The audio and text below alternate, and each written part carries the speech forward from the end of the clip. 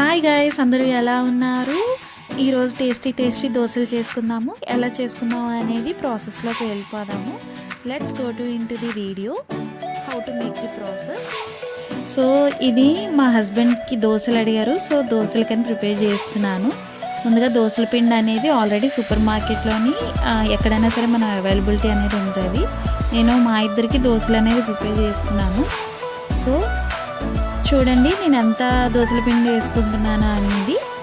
So దాన్ని base చేసుకొని మనం వాటర్ అనేది వేసుకుంటాము. ఒక గ్లాసు పిండికి ఒక గ్లాసు వాటర్ అనేది సరిపోతుందండి. నేను వేస్తున్నాను. చూడండి ఎటువంటి బబుల్స్ అనేది కూడా మనకి ఉండకూడదు. మొత్తం కన్సిస్టెన్సీ అనేది లూజ్గా కావాలి. నేను ఎలా మిక్స్ చేస్తున్నానో చూడండి. మనం మిక్స్ చేసుకోవాలి. చూడండి గైస్ నేను ఎలా మిక్స్ చేస్తున్నాను అనేది. ఈవెన్గా ఇలా మిక్స్ చేసుకున్న తర్వాత మనకి కన్సిస్టెన్సీ చూడండి ఎటువంటి ఉండలు లేకుండా కనిపిస్తున్నాయి కదా. నెక్స్ట్ థింగ్ మనము స్టవ్ ఆన్ చేసుకొని మనం పాన్ పెట్టేసుకుంటాము. పాన్ పెట్టుకొని హీట్ అవ్వనివ్వండి.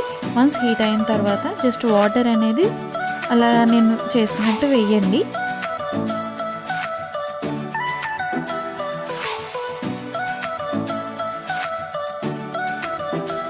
వేసుకున్న తర్వాత నేను ఒక చిన్న టిప్ చెప్తున్నాను.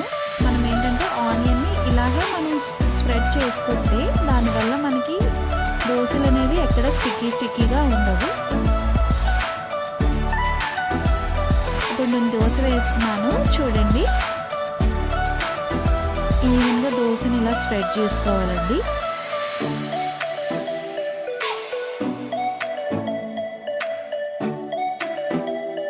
మనం ముందుగా కట్ చేసుకున్న ఆనియన్స్ అనేది దాని మీద వేసేస్తున్నాను. చూడండి వన్స్ ఆనియన్స్ అనేది వేసేసిన తర్వాత మనం నెక్స్ట్ జీలకర్ర అనేది వేసుకుంటామండి.